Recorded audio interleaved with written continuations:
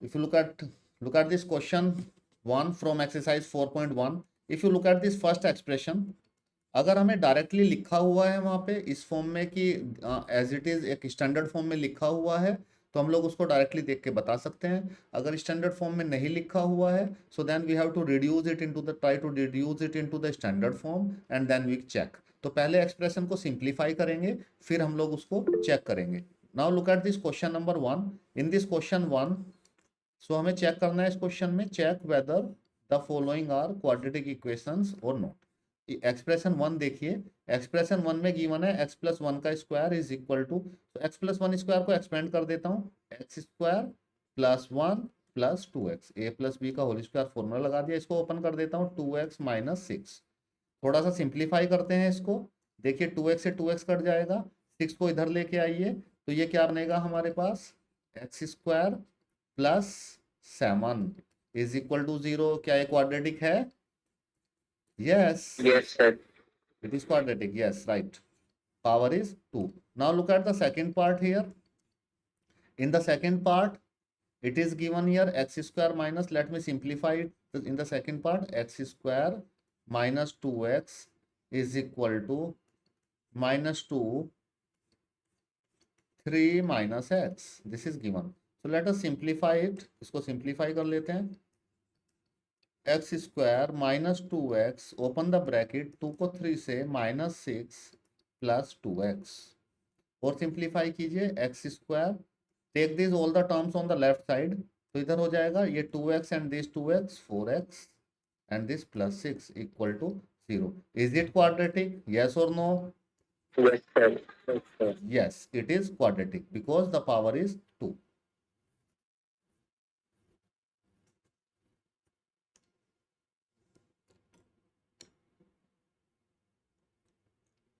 Now look at the third part here. In the third part, it is given that,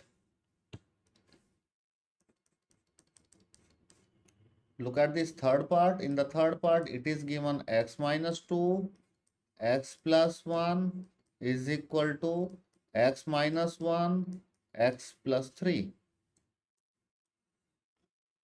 So this is the third part given here, right? So in this third part, let us simplify this expression. X square, open the bracket, x को x square से multiply, plus x minus 2x minus 2, इसको open कीजिए, x square plus 3x। अब देखिए x square से x square cancel हो गया। अब यहाँ पे आप देख के इसको बता सकते हैं बिना सिंप्लीफाई किए, इस एक्सप्रेशन में कोई x स्क्वायर दिखाई दे रहा है आपको? सो वी कैन देयरफॉर, यहीं से हम लोग बोल सकते हैं no, it is not quadratic. So यहीं से हम लोग इसको बोल सकते हैं, so it is not quadratic. यहाँ पे हमें एक्स स्क्वायर ही नहीं बचा इक्वेशन में, राइट? आगे इसका फोर्थ पार्ट देखते हैं। If you look at the fourth part, it is x minus 3। Okay, now let me explain this fourth part to you. Look at this fourth part. In this fourth part, it is, if you open the bracket, it can be written as x 2x square plus x minus 3 2 जा 6x minus 3, इधर bracket open करेंगे अगर आप, तो x किससे multiply होगा, x से और 5 से, तो ये हमें मिलेगा x स्क्वायर प्लस 5। अब आप इन टर्म्स को, येलो टर्म्स को शिफ्ट कर दीजिए वाइट टर्म्स की साइड में, तो ये मिलेगा 2x square plus x minus 6x minus 3, इधर आके येलो टर्म्स क्या हो जाएंगी, minus x square minus 5 is equal to 0, right? अब x माइनस कीजिए, एक्स स्क्वायर बचेगा x minus 6x minus 5x minus 3 minus 5 minus 8 equal to 0। देखिए equal to का साइन है। Excuse me, sir. Yes, Sir, it will be minus 5x. कहाँ पे? Sir, x square plus 5x. Okay, yes, I have done a mistake here.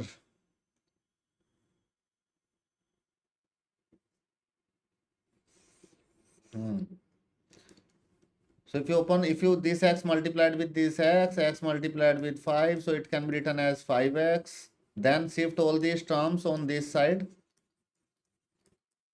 Yellow terms को shift कर देंगे left side में, तो हमें मिलेगा ये। अब इसको थोड़ा सिंप्लीफाई करते हैं, एक्स स्क्वायर बचेगा यहाँ पे, एक्स माइनस 6x और माइनस 5x, 6 5 11, ये बचेगा माइनस 10x और माइनस 3। अब आप इसको देखेंगे, is it quadratic? Yes, power 2 है, हाईएस्ट पावर, पावर 1 भी है और पावर 2 भी है एक्स की। इक्वेशन है, यस, इक्वालिटी का साइन आ गया तो इक्वेशन भी है, so yes it is quadratic, yes it is quadratic equation, right? Now let's move to the fifth part, is it quadratic or not? So we have to simplify it, इसको हमें simplify करना पड़ेगा। open the bracket, bracket open करेंगे, इस 2x को multiply करेंगे x से and 2x multiplied with 3, तो हमें मिलेगा 2x square and 3 से multiply करेंगे तो minus 6x। now this 1 multiplied with this x and with this 3, so minus x plus 3, ऐसे ब्रैकेट ओपन करेंगे इधर, ये ब्रैकेट ओपन करने आपको आते होंगे, एक्स को एक्स से मल्टीप्लाई करेंगे और माइनस 1 से, तो ये बनेगा एक्स स्क्वायर माइनस एक्स, फिर 5 को एक्स से मल्टीप्लाई करेंगे और 5 को 1 से, तो 5 को एक्स से करेंगे तो 5x और 5 को 1 से करेंगे तो ये। अब आप इसको यहीं से देख के बता सकते हैं, ये देखो ये 2x स्क्वायर है और ये एक्स स्क्वायर है, तो एक्स स्क्वायर यहाँ पे बचेगा, 2x स्क्वायर में से एक्स स्क्वायर माइनस करोगे तो बचेगा, तो आप इसको यहीं से देख के भी बता सकते हैं, yes it is quadratic, it is quadratic equation, right? इसको थोड़ा सिंप्लीफाई भी करके आप दिखा सकते हैं, 2x स्क्वायर इधर आएगा तो बचेगा क्या, x square, minus 6x minus x 7 और ये 4 उधर जाएगा, minus 4 minus 11x, right? X x cancel भी कर सकते हैं, 5 इधर जाएगा तो plus 8 equal to 0। So this is also a quadratic equation. I hope now this quadratic equation is clear to you, what is quadratic equation and how to check it. Now look at this sixth part here. How to solve this sixth part? So we have to open the brackets, x square plus 3x plus 1, open the bracket here, it is x square plus 4 minus 4x. तो देखिए x square से x square cut गया, is it quadratic? No, it is not quadratic. Look at this part here, in this part we need the formula of a plus b whole cube, so we have discussed these formulas already in class 9th, a cube b cube ab square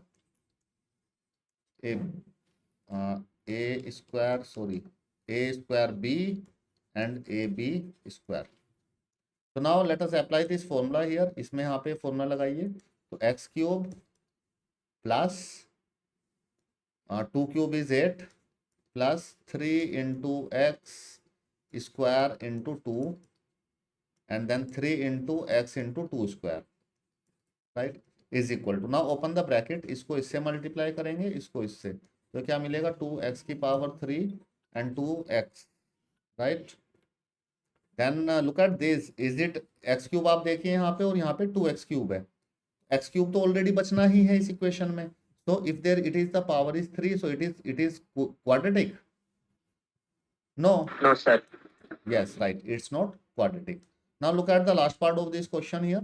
In this question we need to apply the formula of a minus b cube in this, so we must remember this formula of a minus b cube that we have already discussed in class 9, a square minus b square minus 3a square b, और यहाँ पे इस फॉर्मूले में most common mistake होती है, हम इस साइन को भी माइनस ले लेते हैं, लेकिन ये साइन इस फॉर्मूले में प्लस आता है लास्ट साइन, तो वहाँ पुट द फॉर्मूला हियर, ये फॉर्मूला पुट कर दीजिए and open the brackets, then it can be written as a cube minus b cube minus 3a square into b plus 3ab square. Now let us simplify this expression and if you look at this, x cube से x cube cancel हो जाएगा and look at here, it is minus 4x square and it is 6 minus 6x square, तो equality तो नहीं है, x square तो यहाँ पे डेफिनेटली बचना ही है, तो 1 मार्कर क्वेश्चन में हम लोग बोल सकते हैं yes it is,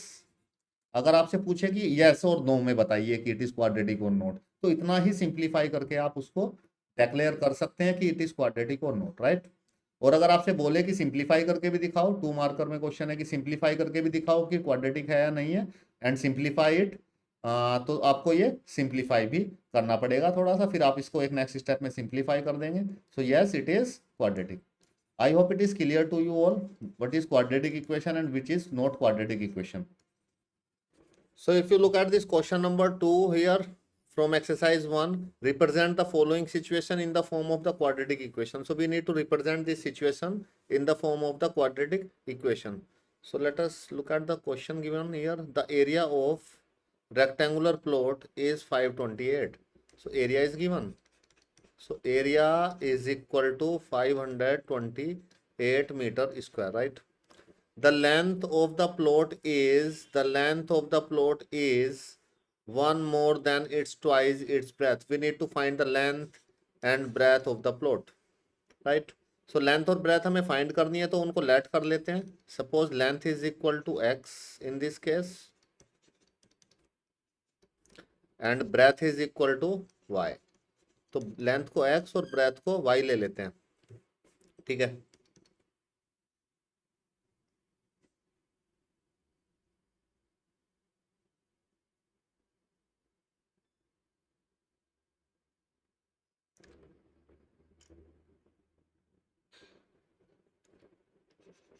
Okay, now if you look at the question here, if you read the question further, the length of the plot is means length is means equal to one more than twice its breadth. breadth के twice से, तो twice its breadth means 2y, right? और एक ज्यादा है तो plus 1. So this length can also be written as 2y plus 1 and breadth can be written as y. Now according to the question, what is area given? Area is equal to area of the rectangular plot is equal to length into breadth. Yes, breadth, and it is given 528 meter square. So what is length? Put the value of length here. Length is given 2y plus 1. So length is 2y plus 1. And what is breadth? Breadth is y is equal to 528. Then further simplify it, plus y, shift this 528 on this side, 528 equal to 0. So this is the required quadratic equation in this. So this is the required quadratic equation in this question, right? Sir, x square plus x minus 306 is equal to 0. X square minus x square क्या बोला, दोबारा बताइए. Sir, x square plus x minus 306 is equal to 0. Yes, absolutely right. So now let me explain this. Look at this question here. In this question, the product of two consecutive positive integer is 306 and we have to form a quadratic equation. So what do you understand by this word consecutive? Consecutive का मतलब होता है लगातार. जैसे एक 3 लिखा है, उससे नेक्स्ट नंबर क्या है? consecutive मतलब उससे जस्ट नेक्स्ट, लगातार. उससे नेक्स्ट होगा 4. जैसे 6 लिखा है, उससे नेक्स्ट क्या होगा? 7, राइट. और अगर मैं एक नंबर लिखूं x, तो उससे नेक्स्ट क्या होगा? x plus 1. x plus 1, yes, right. So suppose we need to let the two numbers are, let x and let this x and let x and x plus 1 are the two consecutive numbers. तो यहाँ पे दो consecutive numbers के हमें पता होना चाहिए consecutive numbers क्या होते हैं. Then this question is, then it is easy for us. तो कॉन्जिक्यूटिव नंबर होता है, एक अगर x है तो एक होगा x plus 1, right. And now according to the question, what is given in the question is, if you look at the question here, the product मतलब इन दोनों की मल्टीप्लाई, x की और x plus 1 की मल्टीप्लाई इज कितना आएगी? 306. अगर आप ब्रैकेट ओपन करेंगे तो x स्क्वायर प्लस x, इस 306 को इधर ले लीजिए, 306 minus 0. So this is the required quadratic equation in this question, right? Now let's move to the next part. Look at this third part here. In the third part, it is given that Rohan mother is 26 year older than him. Rohan mother is 26 year older than him, right? And what we need to find here, find the Rohan percentage. So what we need to do in this question is, so first of all let Rohan, so what we need to let, हमें find क्या करना है, रोहन की percentage late कर लेते हैं. Let Rohan percent age is equal to x years. Rohan की percent as है x ईयर. सपोज ये है Rohan,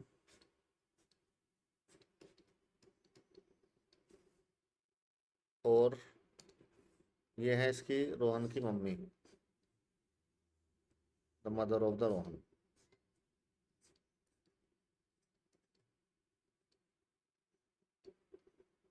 right, so she is the mother of the Rohan and he is Rohan year. Right, अब देखो रोहन की एज, ये इसमें जो स्टेटमेंट इन्होंने दिया है, the first statement, Rohan mother age is 26 year older than him. तो रोहन की मम्मी रोहन से कितने साल बड़ी है, 26 ईयर ओल्ड है.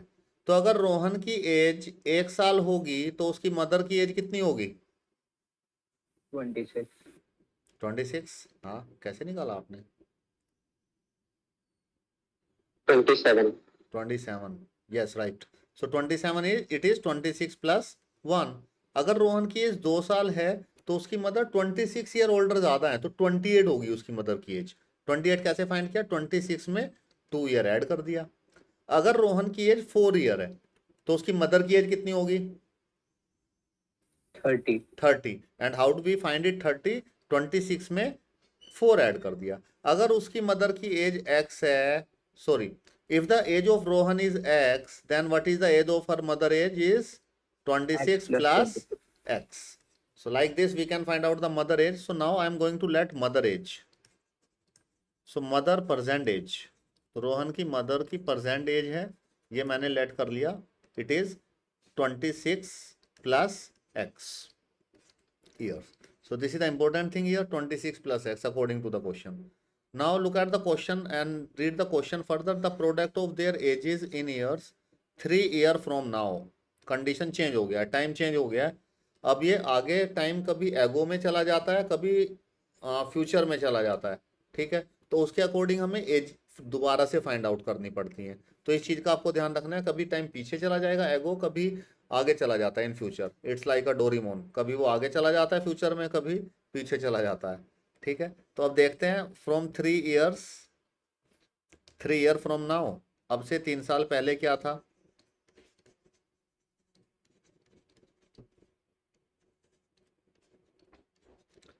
थ्री ईयर्स फ्रॉम नाउ, अब से 3 ईयर्स फ्रॉम नाउ, अब से 3 साल बाद. अब आप एक एग्जाम्पल बताइए, अगर मेरी एज आज, अब मैं आपको अगर अपनी सही एज बताऊं तो I am 52 years old right now. अब लगता नहीं हूँ बिकॉज मेंटेन किया हुआ है मैंने योगा वगैरह करके. ठीक है, अब इसमें आप बताइए आफ्टर 3 ईयर्स मेरी एज कितनी हो जाएगी, एनीवन, अगर मैं 52 ईयर्स ओल्ड का हूँ.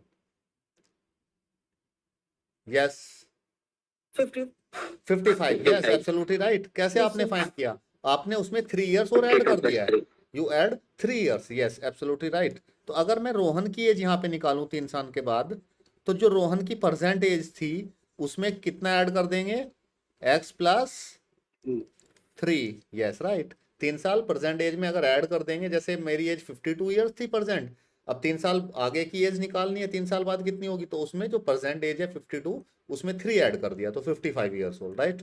अब रोहन की एज आ गई x प्लस 3, तो मदर एज कितनी आ जाएगी, 26 plus x plus 3. Yes, absolutely right. So 26 plus x plus 3, and it can also be written like this, 26 plus 3, 29 plus x. Right? Now according to the question, so the general mistake in this type of question is when we read the question and we do not change the age according to the given condition. और हम लोग क्या करते हैं, जैसे यहाँ पे product दिया हुआ था तो हम लोग क्या करते, x को मल्टीप्लाई करते, रोहन की एज को मल्टीप्लाई कर देते 26 प्लस x से, and it is equal to given 360 right. So now this is the general mistake in this question. This thing is wrong. So we have to first calculate the age from 3 year from now. Age, we have to calculate the age 3 year from now, and then we have to move according to the condition given in the question. Now what is it? Is the product of these two ages. 3 साल के बाद वाली edges का product हमें करना है. So now according to the question it is x plus 3 multiplied 29 plus x. इनका product कितना दे रखा है? 360. इसको थोड़ा सा सिंप्लीफाई कर लें अगर आप, तो हमें मिलेगा 29x, ये आपको ब्रैकेट्स ओपन करने आते होंगे, plus 3 into 29 87. 3 into 29 87 plus 3x is equal to 360. Now write it in a proper way. इसको ऐड कर लीजिए. Add this 29 plus 3 is equal to 32x, and if you shift this 360 on this side, and 87 is already there, so it is plus 87 minus 360, and if you subtract 360 and 87, then what will be the answer? Minus, it comes in minus, it's 3, and 5 minus 8 is 7, it's 273, right, is equal to 0. So this is the final answer in this case. This is the required quadratic equation we have to form in this question. I hope this question is clear to you, and this question based on the age is important questions on this topic. So ages के जो topic पे question based होते हैं important होते हैं, and it appear in the board examination. Generally this questions ये board examinations के paper में दिख जाते हैं हमें. तो ये इक्वेशन आ गई है, right.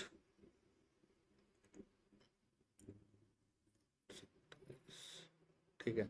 Now let's move to the next part. Look at this fourth part here. In this fourth part, a train travels a distance of 480 km at a uniform speed. Train travel a distance at a uniform speed. If the speed had been 8 km less, then it would have taken 3 hours more to cover the same distance. बिल्कुल सही बात है. अगर speed कम कर दोगे तो time तो ज़्यादा लगेगा ही, 3 घंटे उसको ज़्यादा लगते हैं. Find the speed of the train. तो हमें क्या लेट करना है इसमें? जो चीज़ हमें फाइंड करनी होती है उसी चीज़ को हम लोग लेट करते हैं. Now let speed of train is equal to, suppose speed of train is equal to x kilometre per hour, right. What is the distance given? The distance is fixed. So in this type of question where speed increase or decrease, in that type of questions distance is always fixed.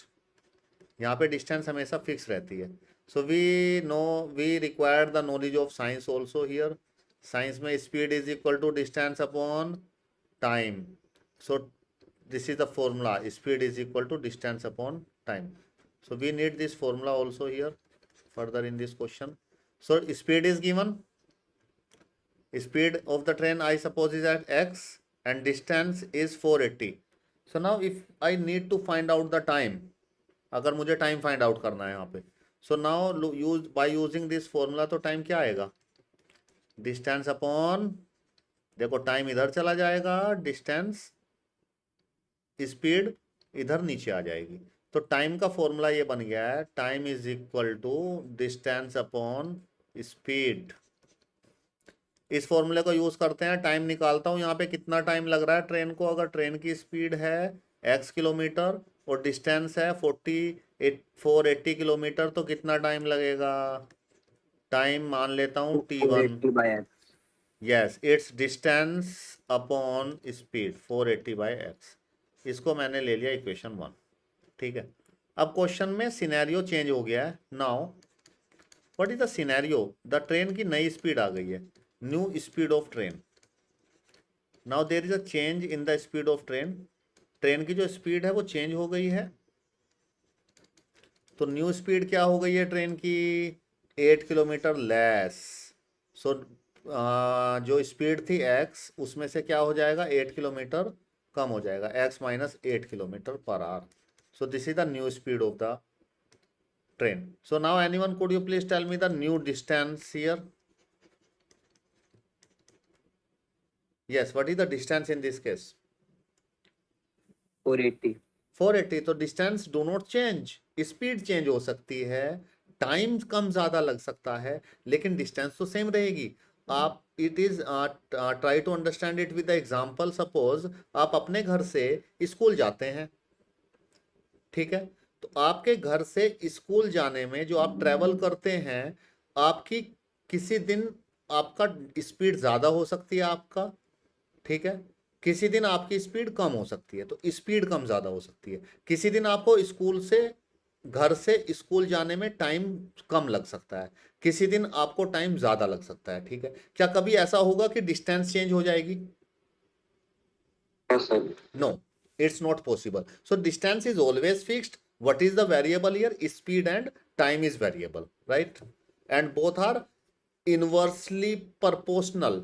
Speed and time are inversely proportional. एक अगर बढ़ता है तो एक कम होता है, speed बढ़ती है तो टाइम कम होता है, ठीक है, स्पीड कम होती है तो टाइम ज्यादा लगता है, टाइम बढ़ता है. So it is inversely proportional होते हैं दोनों, right. Now come back to the question again. So distance in this case is 480 same. What is the time taken in this case? Suppose time इसमें लगेगा, यहाँ पे time ले लेता हूँ, t2 टाइम लग रहा है इसको, इतनी स्पीड से, कम स्पीड से, t2. So the time is distance upon speed. तो डिस्टेंस कितनी है? 480. स्पीड कितनी है? x minus 8. So this is equation number 2, right? इस तरह के क्वेश्चन को जो टाइम के बेस्ड के क्वेश्चंस होंगे, if you follow a particular pattern, so this is the one pattern I have followed here to solve this question. We have some other patterns also, but अगर आप एक ही pattern से question को solve करेंगे then it is good for you. Now according to question में दे रखा है टाइम डिफरेंस कितना है. मान लीजिए 2 टाइम लग रहे हैं, यहाँ पे लगा टाइम डिफरेंस 3 घंटे. 3 घंटे ज्यादा लगते हैं सेम डिस्टेंस को ट्रेवल करने में.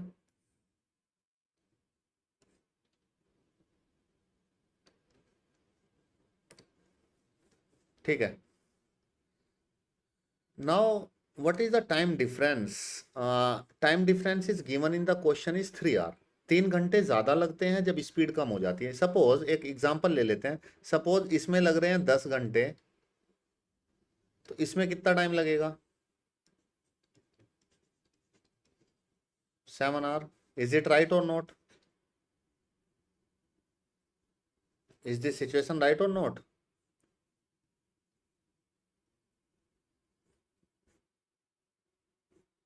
बताइए, क्या है मैंने सही लिखा है?